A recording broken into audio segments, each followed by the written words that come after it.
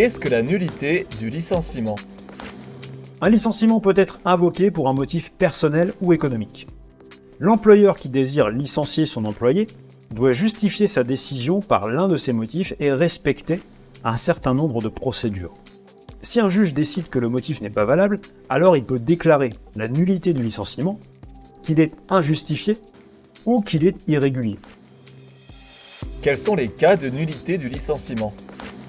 Le licenciement, qu'il soit économique ou personnel, doit remplir des critères pour être mené à terme.